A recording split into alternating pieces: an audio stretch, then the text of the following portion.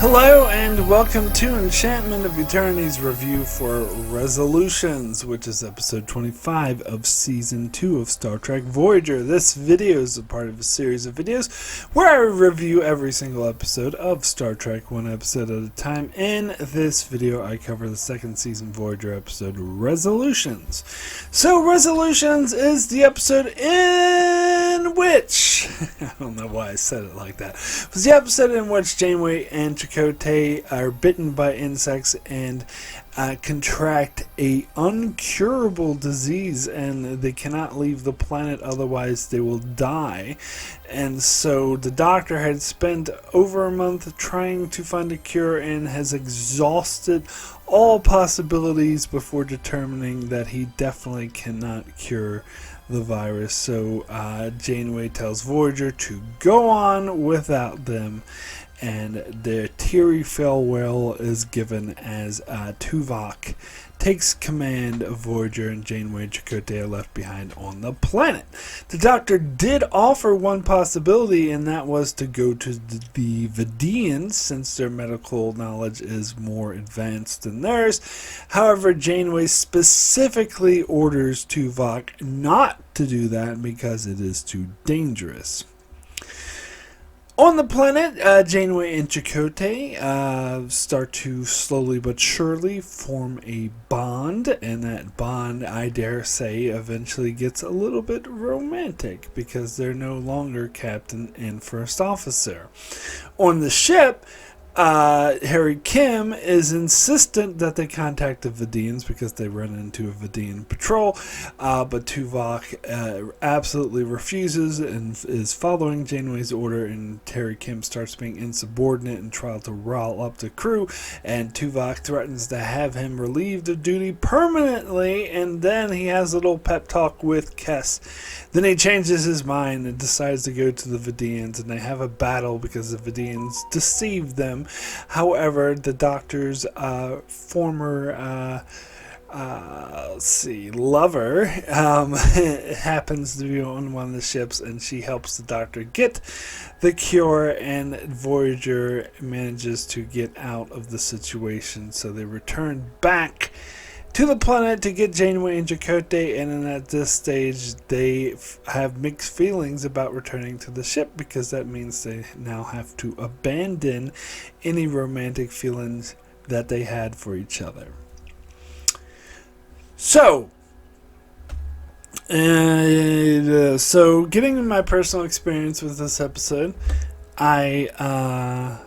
this is yet another episode that I did not watch when it first came out. It wasn't until '99, when I was in New Zealand, I was renting episodes from Blockbuster, that I watched it for the first time. And in this case, I intentionally did not watch it. I saw the trailer for the episode, and my reaction was, this is so fucking stupid. Why do they always have to put the male and female characters together? They can't have two protagonists of a show of different sexes not being in a romantic relationship. It's such a cliche. It's lazy. I hate it. So I'm not going to watch it. But when I finally did watch it in '99, I was like, this is actually good. like I was surprised like how well the relationship worked. Yeah, surprisingly it worked. This episode did a good job of making the case of how they had this sort of inert, like under the surface, romantic feelings for each other that they kept hidden, but being in this environment where there were no longer officers on the ship and they were alone, just the two of them, naturally started to bring these feelings to the surface, and I actually was completely on board with the Janeway and Chakotay relationship after watching this episode, so much so that I'm disappointed that they never actually followed through with it. Now, Jerry Taylor, who wrote the episode, talks about how she got a lot of fan mail wanting Chakotay and Janeway to hook up, and so she thought that fans would be very pleased by this episode. She called it one of the best episodes from the first 2 seasons. She said it was one of her favorites. She said it was the most fun to write.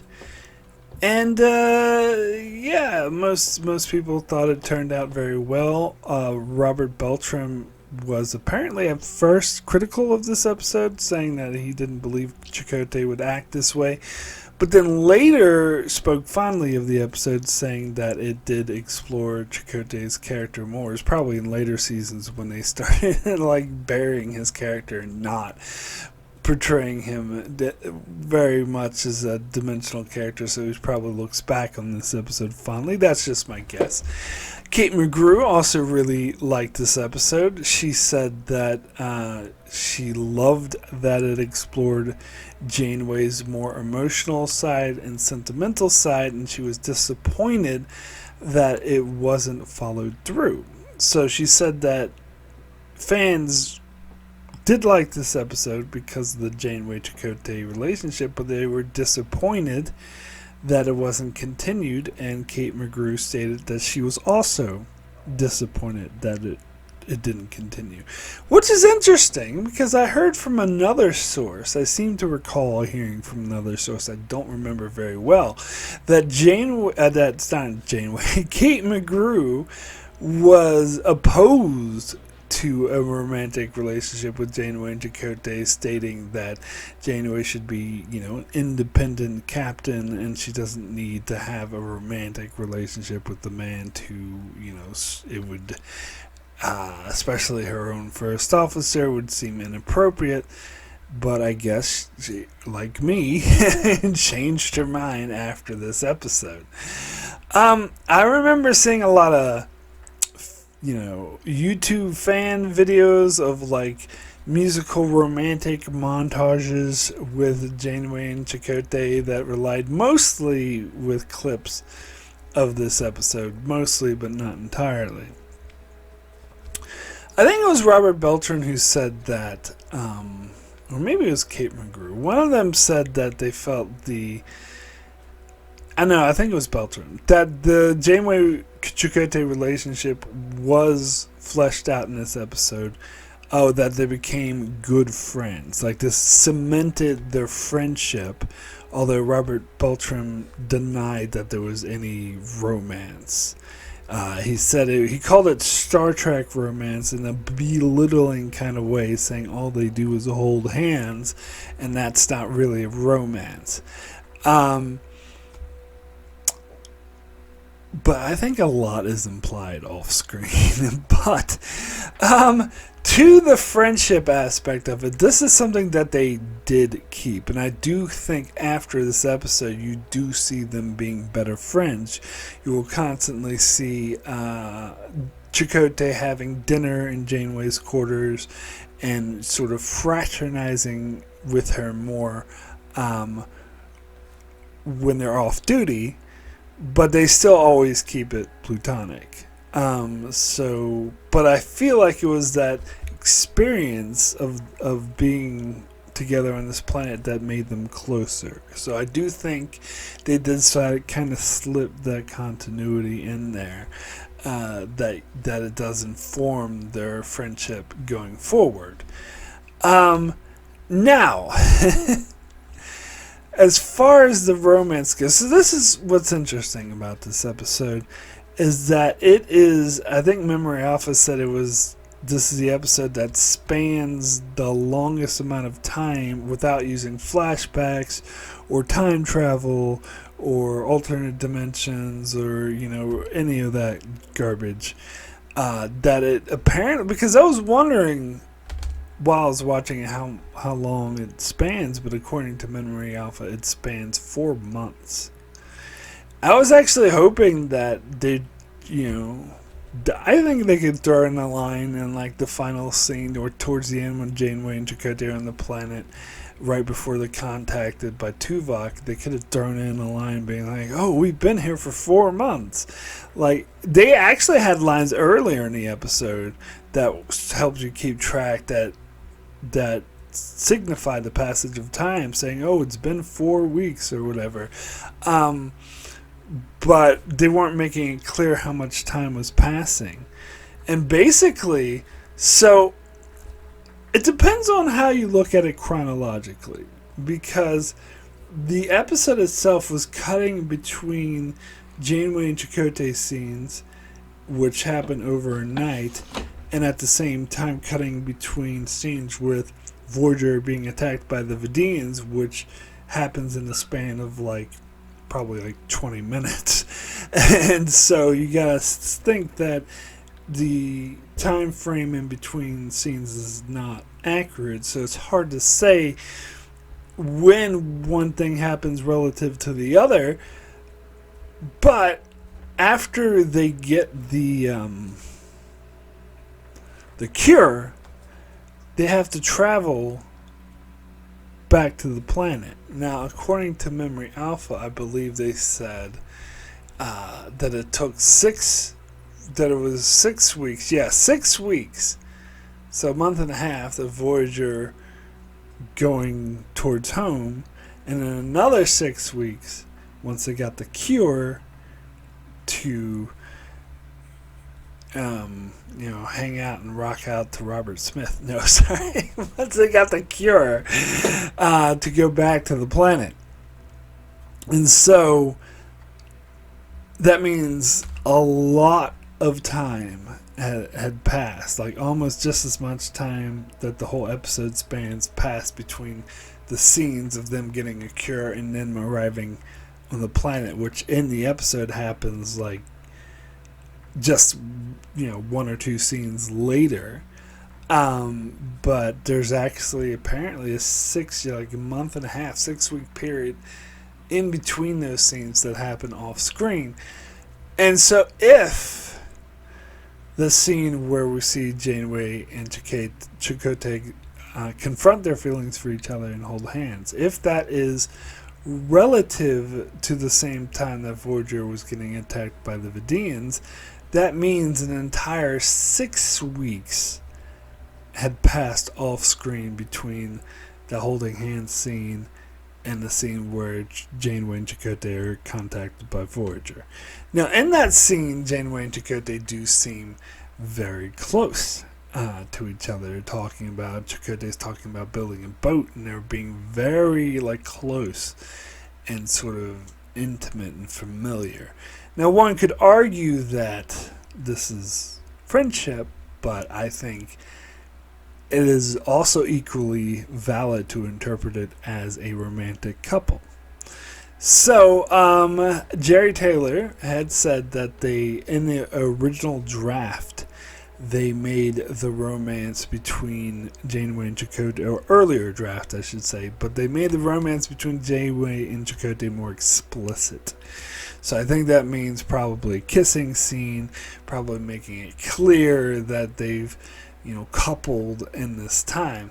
But Jerry Taylor decided to change that to make it more ambiguous. She said she wanted to make it more ambiguous, to leave it up to the audience to fill in the blanks and determine how far the relationship went. This is what I believe Robert Beltran was referring to, that he wasn't a fan of that. He thought it was, I don't know the word he would use, but silly and juvenile to just say, oh, let's hold hands, and instead of actually showing them be in a relationship. Now, but that scene was really deep and romantic, and so I personally believe there was some coupling going on, especially if 6 weeks had passed, and we see them being very familiar with each other. So I believe that they did, so to speak, do the deed, and were a couple for those 6 weeks. And this is part of what I found really, really powerful about this episode.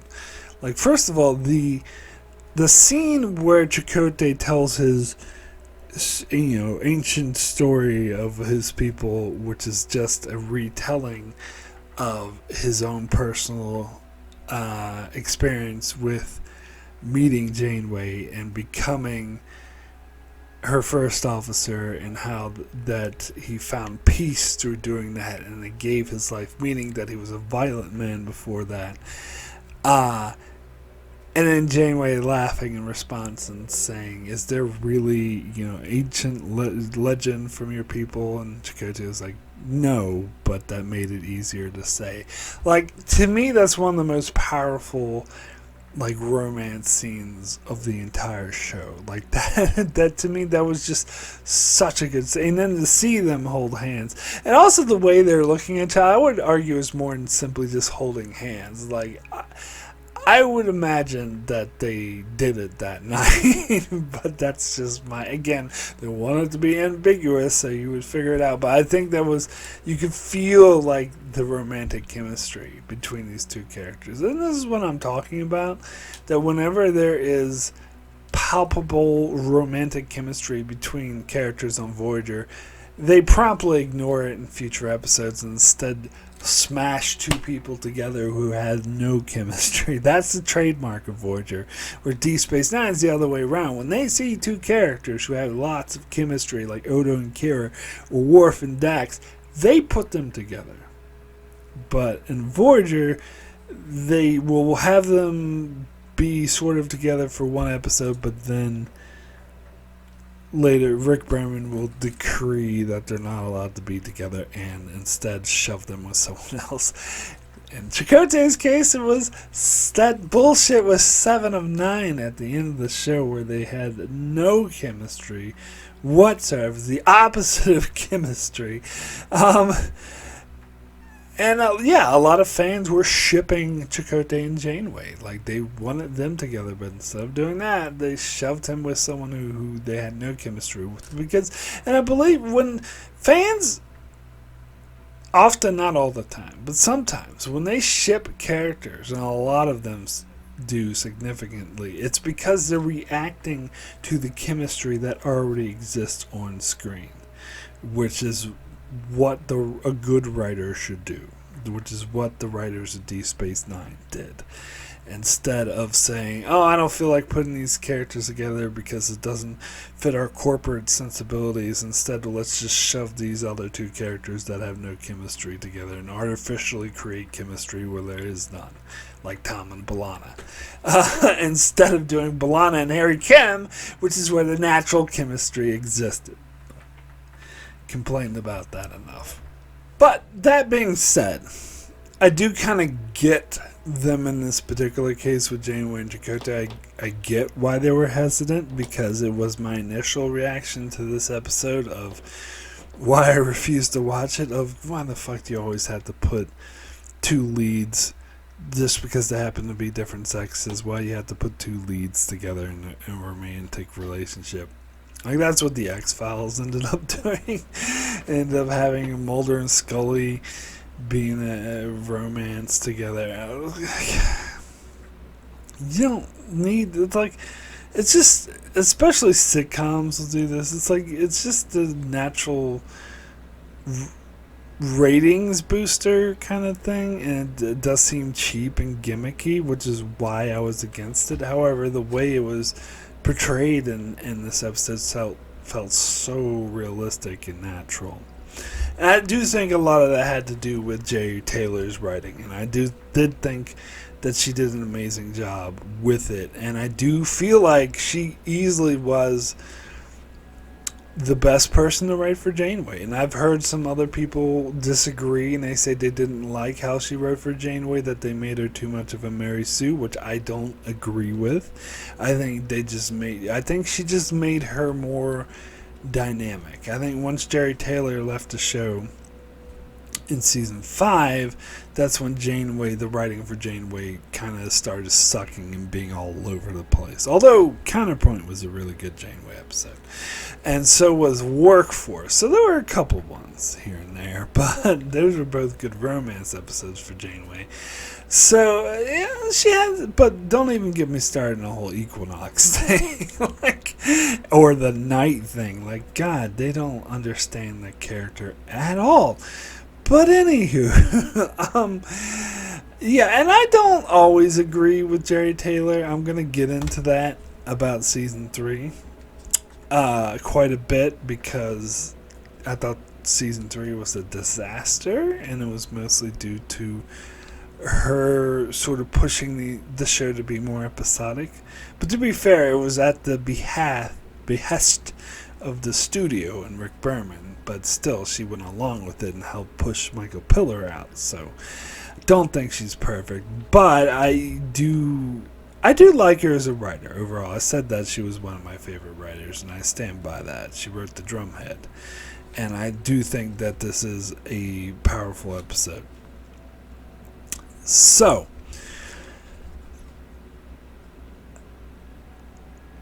I think I remember saying something about like a monkey, and maybe I saw part of this episode, but I remember, yeah, like, and I was like, this looks so dumb. Like, Janeway sitting there, like, going, "Oh, hello, it's a monkey," like some strange primate, and it was a monkey. There was, and Delta Flyers Robert Duncan McNeil was saying that originally they wanted to put some prosthetics on the monkey, but for whatever reason decided not to do that. Like, he was saying, like, the monkey would probably just rip it off, which is what I'm thinking. But they wanted to make, the monkey look more alien. But apparently, on Memory Alpha, it says that the props master who was in charge of finding the monkey showed Rick Berman a picture of a spider monkey, which is apparently the type of monkey that this is, that mostly stands on its hind legs, and thought it looked alien enough. But come on, it's a freaking monkey. Like, when Janeway goes up, oh, there was this primates, and it's like, it's a fucking monkey. This kind of reminds me of The Enemy Within, when they had a dog with little horns on it. It's like, what is this strange animal? It's like, it's a fucking dog with someone put horns on its head. At least they bothered to put horns on its head. They even bothered to do that with the monkey. But then I started thinking about how dangerous monkeys are, or can be. So yeah, I wouldn't want to put I wouldn't want to be the one to put prosthetics on the monkey, even if it was trained.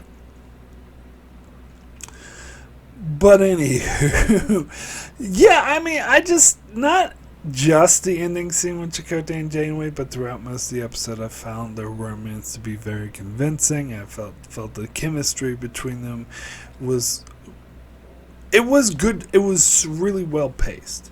Like, you could sense the build up and how it was building and getting stronger, which makes sense. Like, two people spending time alone on the planet, that their bond would be getting stronger. And some people were, accusing Chakotay of kind of hitting on Janeway. But Robert Beltran, and I agree with him on this, he stated that that's not the kind of person Chakotay was. Like, he wouldn't just, he would just go out and like hit on her or flirt with her or something. That's not in his character. I agree with that, and I don't think that's what he was doing. I think he was just being friendly, and it was becoming natural. In fact, it was also, Janeway was also, I would say, being a little bit flirtatious as well. Yeah, the whole thing about Chakotay building her bath.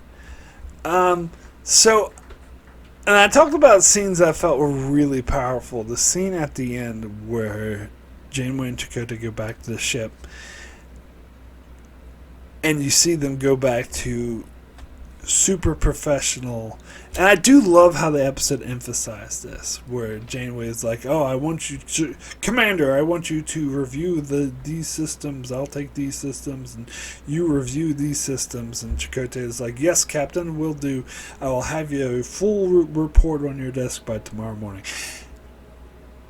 And there was actually a bit of tragedy in there. I love that because it's so like, they don't like shove it in your face, and they don't like overtly say it. Like, for example, they don't have a scene with Chakotay and Janeway, talking. Like, they could have had a scene where Janeway was like, "Commander, I want to see you in my ready room," and Chakotay went in there, and she's like, drop the facade and start going back to, "Yes, I know I do love you, but we can't really be together in this way."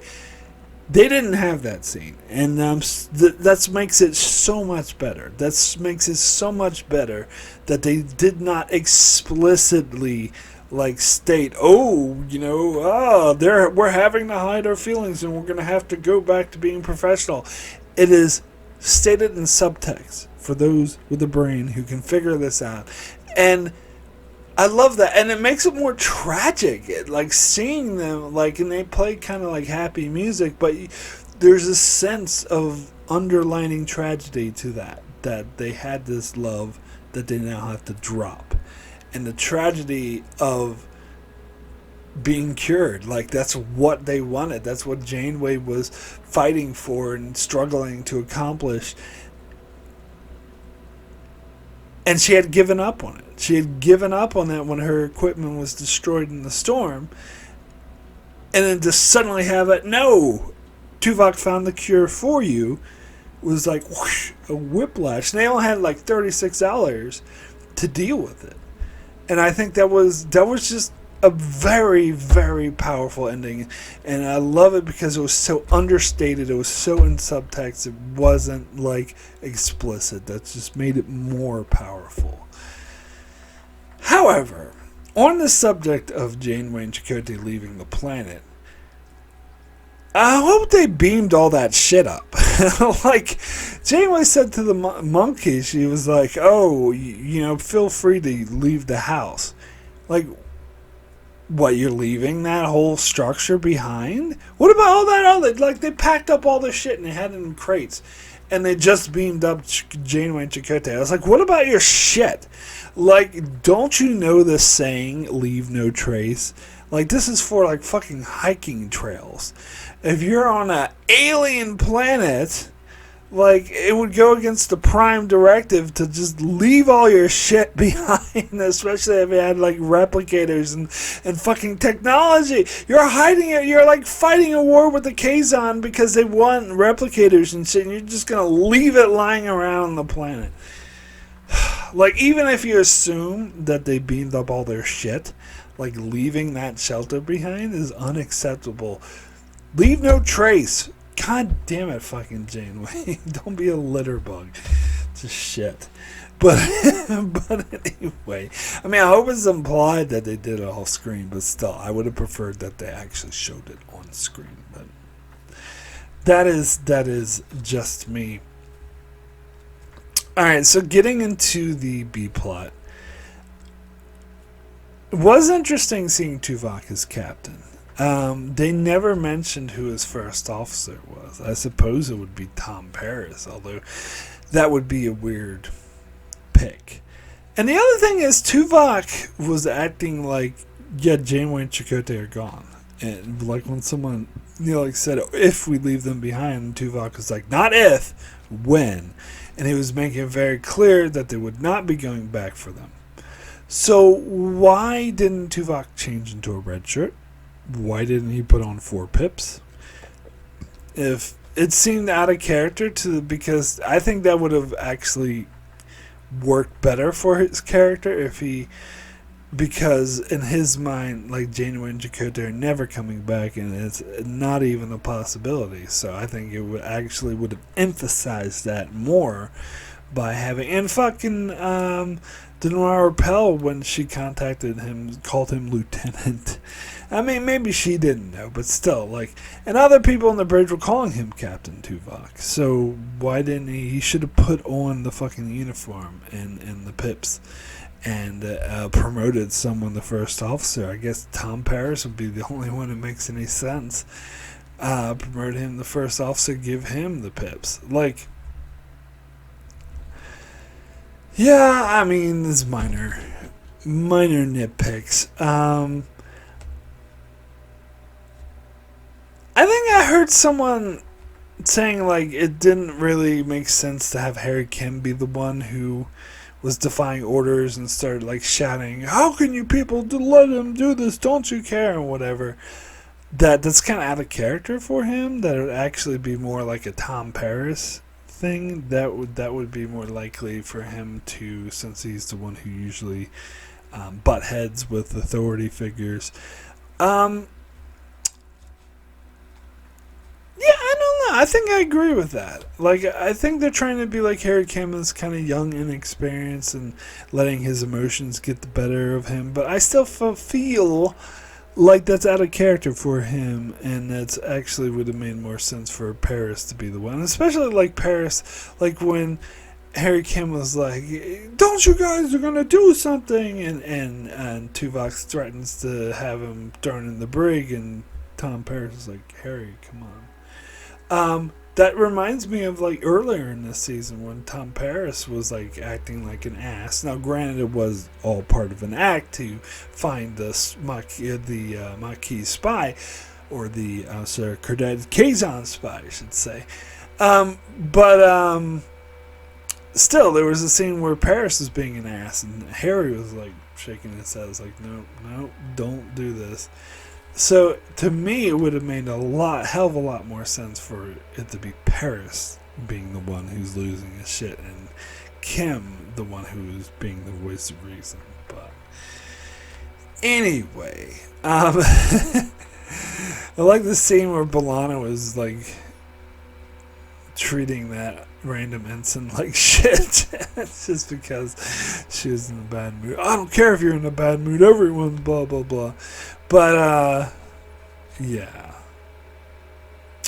I didn't think Tuvok was also overreacting when Harry Kim went to his quarters and had the plan, laid it out, and Tuvok was like giving his reasons on why they shouldn't do the plan.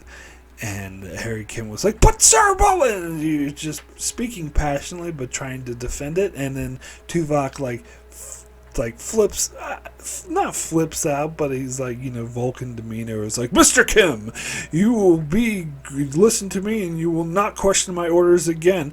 And if you do, I will relieve you of duty permanently. The next words out of your mouth must be 'Yes, sir.'" And he says, "Yes, sir," and then leaves. Which I felt like a huge overreaction on Tuvok's part. Like, Harry Kim was obviously trying to satisfy some of Tuvok's conditions. He was coming to him very respectfully, apologized to him for his outburst, and said, very calmly, like, "This is what our plan is." And just because he kind of lost his calm for a bit and was arguing back, that's not questioning his orders. He's doing it in private. So, yeah, that felt like a huge overreaction. And then it was contrasted by Kes goes in, tells a story about her father, which I can't even remember what it was. Something about how she helped shape the person she was and how, people like that are important. And then because of that, Tuvok does a complete 180 and is like, "Okay, fine, we're going to contact the Vidiians. It's all my responsibility." Really? Like, at one point, it seemed like this is my biggest complaint of the episode, just to be clear. This is the thing that bothers me the most, because it's too much of a turnaround from one scene to be going like, "Oh, just because you're arguing with me, I'm going to relieve you of duty permanently unless you shut the fuck up and say 'Yes, sir.'" Going from that to a little pep talk, "Oh, my father was this great man," and then all of a sudden, like, 180. doesn't make any fucking sense. Like, that is so out of character. And also, like, it portrays Tuvok as, like, being biased towards Kes. Like, Kim was trying to tell him that in his own way, but it's like, fuck you, shut the fuck up and say yes, sir. But Kes does it. It's like, oh, you're totally right. Let's turn the ship around and risk being attacked by the Vidiians. Like, what? Look at that. I know sometimes the writers try to have Kes be like a surrogate for Guinan, where because in TNG would be Guinan who would come in and have a pep talk with Picard, and he'd totally change his mind. But for that, it would make sense. Like in the episode Ensign Rowe, like he's very like, shut the fuck up, Ensign Rowe, and throws her in the brig, and Guinan comes in, and at first he's resistant, but she has a way of sort of like explaining it, and so Picard's like, okay, fine, I'll hear her out. But when it happens with Guinan, you buy it a lot more because Picard and Guinan are very close. You could argue Tuvok and Kes are close for doing their telepathic shit, but the thing is that Guinan's like 600 years old, and she's very wise, and she does have that demeanor about her of being very knowledgeable and having a way to put things in perspective, and so that when she says, puts her weight behind, you should trust this person, Picard doesn't take that lightly. He knows that's coming from a very knowledgeable, very wise place, and so Picard is wise enough to listen. Whereas with Kes, she's 2 years old. 2 years old, and so yeah, super young, kind of naive, a bit inexperienced, and when she comes in and says, oh, my dad was great, and so you should go back and get Janeway. Like, that's not convincing. It doesn't work. It doesn't. I feel like they try to do the same thing, but it just doesn't work. So yeah. Now we do get the return of Danara Pell from Life Science, and I'm so gratified to actually see this character return, even if it was ever so briefly. I'm just so used to like love interests in a single episode of just disappearing and never appearing again, so I love how they at least followed up on it. Leads me to another nitpick, though. When the Doctor first proposed to Janeway we should go talk to the Vidiians, and Janeway rejected it, why didn't they mention the possibility of contacting Danara Pell then? Especially the Doctor. Like, he's the one who was her lover, so he should be like, I could contact Danara Pell, I'm still in good terms with her, and maybe she could give us the cure.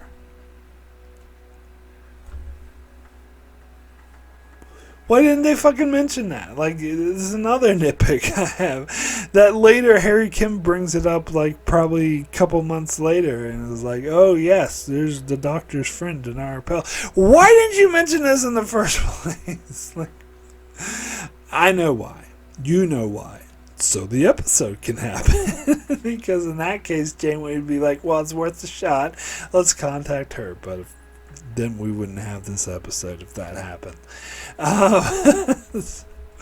But no, I did really like seeing her again, and it did seem, to be honest, to me it seemed a bit like mustache twirly thing that the Vidiians were like went back on their word and decided to fucking attack Voyager and defy the word, and it's just so they could have this cool action scene. There was too much boring dialogue and romance. Icky. We need to have fighting.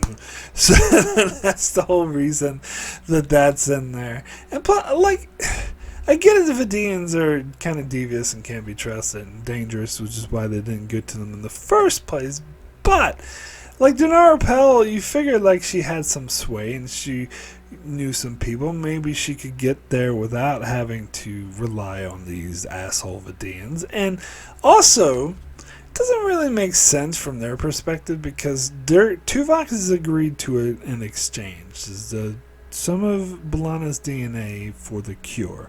Seems like a good transaction. One that there are fucking up and putting in danger by attacking them. Now, granted, there are some greedy people who are like, well, why have this one sample when we can just take everyone's organs and we can get everything? Aha. But they have to realize that by doing that, they're risking getting nothing. And maybe they think the risk is worth it. But I think that it's just a BS excuse to have an action scene. That's what I think. But, and we unfortunately don't see Dinar Appel again, which adds up because in season 3, Jerry Taylor took over and wanted no continuity whatsoever. We don't even see the Vidiians again. Well, not the real Vidiians. We see these imaginary ones in that shitty episode Coda. And then we get a flashback to them and time travel thing in Fury, but this is the last time we'll see the Vidiians in real time, which is a shame. But again, I will get to in future videos my complaints about how season 3 was handled. So now I would like to thank all those that support me on Patreon. Is very much appreciated. This helped me continue with the channel. I want to give a big special thanks to Jordan Johnson and Brandon Neal House. Thank you both so very, very much for your strong support. I'd also like to give a shout out to Tyler Cease, Benjamin Mead, Antarius, Greg Marley, Francisco, Chuck Hooks, Kyrie091, Anthony D. Benedictus, Ricky, Medi Jester, Joel Files, Alessandro Miguelosio, Norman Buckwald, Stephen Kinney, Brenton Berg, and Allison Fordyce. Thank you all so very, very much for your support. So we have a Facebook comment. So if even if you're not a Patreon supporter and you want to leave a comment for me to read in my videos, you could do so by following me on Facebook or Blue Sky. It costs you absolutely nothing, although the comment must be 50 words or less. So, yeah, Facebook comment, I lost it, let's see if I can find it again, states, I really like this episode. The one thing I would change is a little more romance with Janeway and Chakotay before they go back to the ship. That is, I think, the same complaint that, was it Kate McGrew, I think, and Robert Beltran, really. It's the same complaint that they had, that they wanted to see more romance. And I agree. Like, this whole thing with Jerry Taylor being like, oh, let's make it ambiguous and imply it happened off screen. Like, I don't know, it doesn't really bother me, but I would have preferred if we've seen it. Anyway, so now let's get to the Patreon comments. First comment is from Kyrie091, who says, resolutions more like sex pollution. Do you remember poor sex? That was a good pun. It was right up alongside booty crap. Let me tell you what isn't pollutive or poor sex. The chemistry between Chakotay and Janeway. These two have some real chemistry, and this isn't the only episode that it shows. I know that they couldn't ever explore this for ethical reasons, but still, this felt more natural than the shoehorned romance between Taurus and Paris. Those two almost certainly had poor sex. Bringing it back in. Or the chemistry between Kim and whatever alien he's fucking next week. Kim definitely experienced sex pollution. Voyager did this a lot. They had so many missed opportunities, close calls with greatness. There were chances to make the whole series as good as Endgame, but instead they ruined so many things, whether it's romances, villain arcs, costuming, or Harry Kim. They ruined it all, just like sex pollution. I do in fact remember your pun about poor sex. Was that Vortex? I think that was Vortex. That episode where you said it. And I was like, I think you might have even said it after that. And I was like, why are you so obsessed with poor sex? Although I will say I do like sex pollution as the pun for this episode. I think that works. And I agree with you wholeheartedly on how Voyager ignored stuff that would have been great avenues for the show, and that these two had a natural chemistry that Tom and B'Elanna did not. Alright, so next comment is from Antarius, who says, "It's funny that this episode at the end of Season 2 is caused by an insect bite, like Shades of Grey was at the end of Season 2 of TNG, but fortunately we are spared a Voyager clip show this time. They don't show who Tuvok chose as first officer. To keep the Maquis happy, he should have chosen Torres. Carey could take over engineering, but otherwise Paris would be the best option. What do you think, Mark?" Concerning Paris, I wonder that he is not the one questioning Tuvok's decisions. I like how this show acknowledges events that happened in the past episodes, but after the episode Faces, the Vidiians should already possess Klingon DNA. It's clear that Janeway and Chakotay can't catch up with the Voyager with the shuttle, so the question is why Janeway is so determined to leave the planet after all. Perhaps she wants to return to the planet of the 37s if it's within reach, but otherwise, what would be the aim? And additionally, it would be very dangerous to fly around in a shuttle in what seems to be Vidiian/Kazon space. All in all, I like to see Tuvok in command. I like to see Tuvok in command and enjoyed how the episode explores the relationship between Janeway and Chakotay, so I will give it a 9 out of 10. So, as to your question, who Tuvok should have chosen as first officer, I like B'Elanna. I didn't think about that. You're right. Carey, if he wasn't written off the show, could take over engineering. Or maybe Hogan. But now they could have Carey. Carey could take over, if we pretend that he's still there. He could take over engineering, and B'Elanna could be the first officer. I don't know if B'Elanna would make a good first officer. As much as I don't like Paris and think he's a bit, reckless, I think he would be a better first officer to Tuvok. Although B'Elanna would be with her sort of hot-headed, heated emotions would be an interesting contrast with Tuvok. I think Tuvok would probably not tolerate her sort of the way that she handles things willy-nilly, and would probably choose Paris, who I think, despite his sort of reckless nature, would actually be more know how to handle protocols better and be more sort of subservient. Or here's a thought: Tuvok could just bypass those people thinking that they're too reckless and have Harry Kim as his first officer and actually give him a fucking promotion. It would make way more sense than making Tilly the first officer in Season 3 of Discovery. I'm not saying, I'm just saying. But then Harry Kim's being a dick in this episode, so that wouldn't go along with that. Although, if they had made him first officer, to me that would explain more his behavior, that he just doesn't know how to conduct himself as a first officer. But, yeah, you're right. They should have portrayed it, and you're also right that Harry Kim was out of character. Should have been Tom Paris, should have been the one being a dick. Now, as far as Janeway wanting to get off the planet even though she had a shuttle, I mean, I'm thinking, I don't think she'd go back to the planet of the 37s. I think she'd try to get home, even though apparently, according to this episode, the shuttle only has a top speed of warp 4, and it would take her 700 years to get home at that space. I think she would still try. She would still look for wormholes, other advantages, like they said Voyager would do, and try to find a shortcut to get home.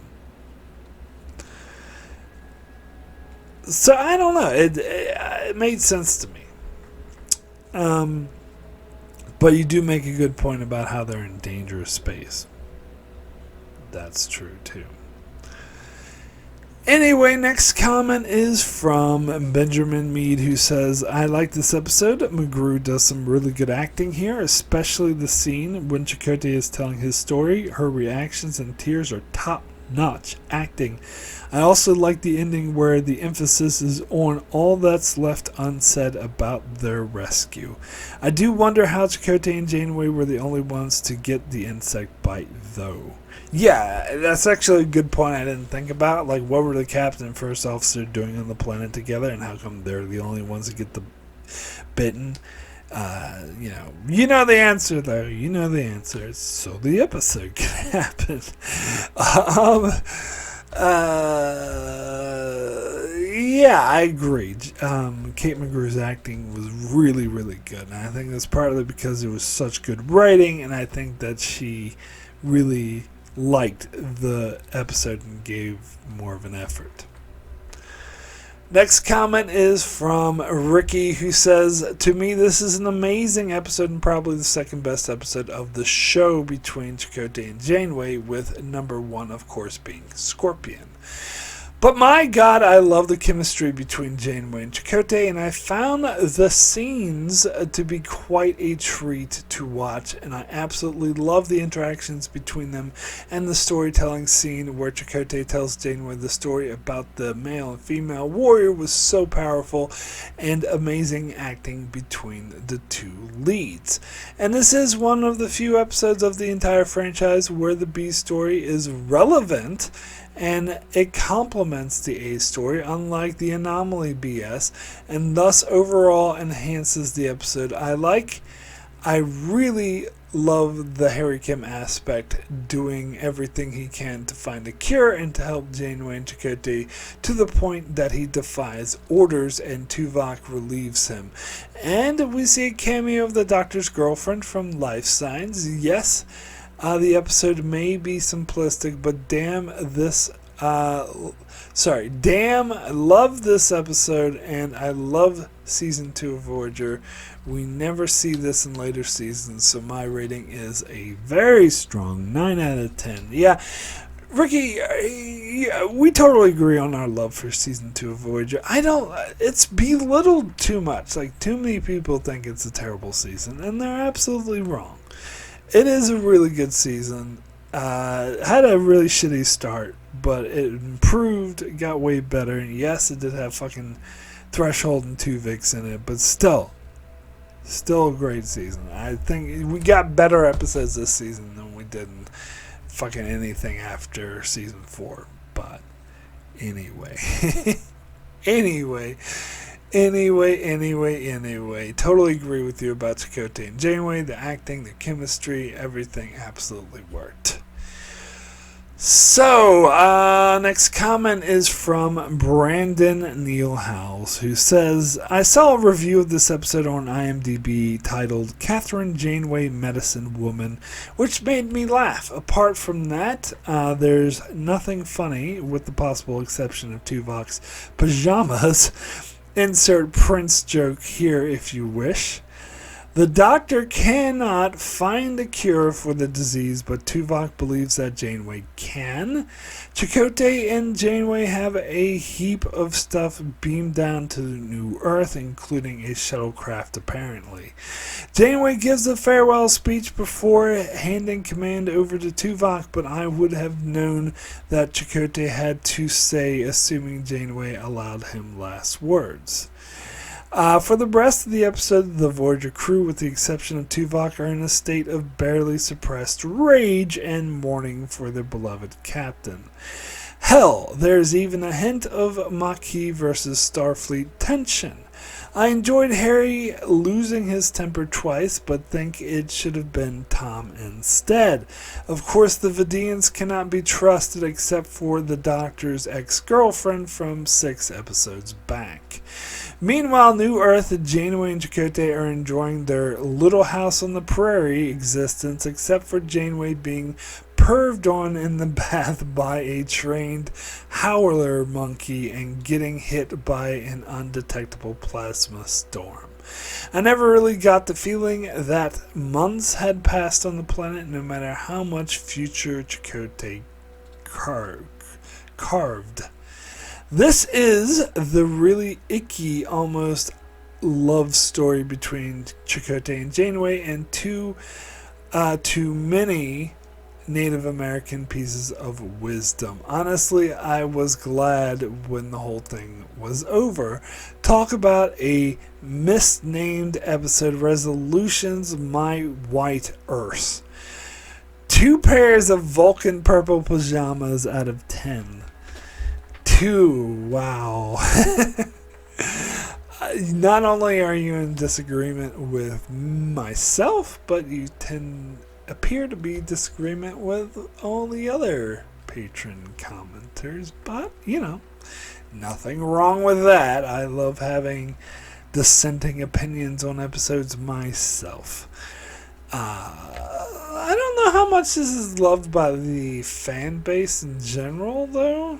Let's see. IMDb gave it a 7.2, which I believe is kind of average, kind of like down the middle of episodes. So, yeah, I guess that's how most fans see it.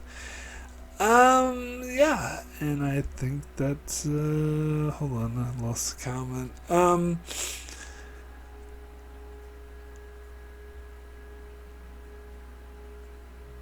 Yeah, I mean, I kind of I think it makes sense that the crew is in a state of rage, or they're disorientated.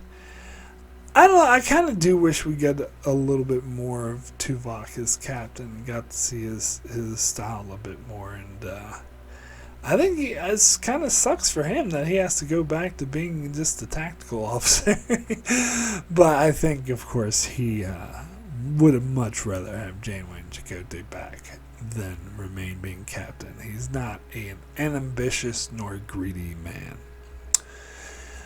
Anyway, thank you patrons so much for your comments. So my rating for Resolutions out of 10 is going to be a 9. Excellent. I really like this episode, and it's funny because after rewatching it, I thought like, well, maybe it's not that good. Maybe I should go down to an 8. But after talking about it again, I kind of talked myself into going back up to a 9 because I do think that scene was really amazing at the end. I think the whole, warrior story that Chakotay tells and the acting was so good, and I love how they do everything in subtext. In fact, the whole script, between Chakotay and Janeway was written so well. The pacing of it was perfect. The only thing I found kind of goofy was the monkey thing. But even so, it was the way their relationship slowly evolved over time was so believable. It was, and I talked before about how it's hard to really sell a relationship that only takes place in one episode. You only have 45 minutes to show it, and not all that screen time is going to be on that relationship. We got the whole story with Tuvok on Voyager. So the fact they managed to have so much strong chemistry and really sell this relationship, which I was really opposed to at first, is actually really impressive writing. Really good episode. Yeah, and the tragedy, the way it had this undercurrent of a tragedy that was all between the lines was fucking brilliant. Really good writing. There was more contrivances in the Tuvok storyline. Everyone, pretty much everyone in the Patreon comments said that it should have been Tom who was misbehaving, not Harry. I couldn't agree more, and I just don't buy Tuvok's turnaround. Just Kes has a little speech about her father, and all of a sudden he changes his mind. So that was definitely the biggest plot hole, and there were more plot holes in the B plot. But overall, I do like the B plot still. It was still interesting, it was still engaging, and I love that they brought Dinar Pell back. I love any sense of continuity. So, yeah, so it doesn't ding this episode too much. Not as much for me to force it down to an 8. I will stick with a 9. Excellent. Great chemistry, really emotional. I think some of the best emotional writing the show ever has. It reminds me why I really like Jerry Taylor as a writer. Anyway, that is it for my review of Resolutions. If you enjoyed this video, please be sure to comment, leave a like, subscribe, that sort of thing. Helps the channel out. And if you really want to help the channel out, you could do so by supporting me on Patreon. There's a link in the description below.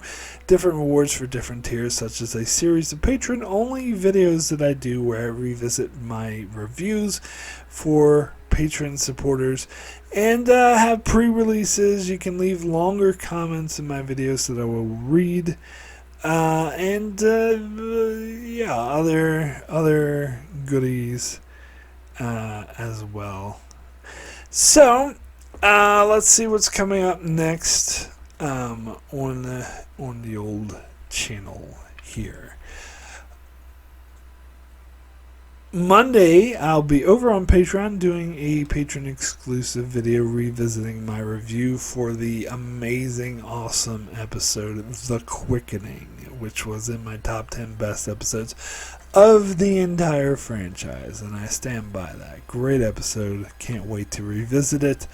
Thursday, staying on Patreon, doing another revisiting my review for Basics Parts 1 and 2. And then on Saturday, back to my main channel for another new review, reviewing the Deep Space Nine episode Body Parts.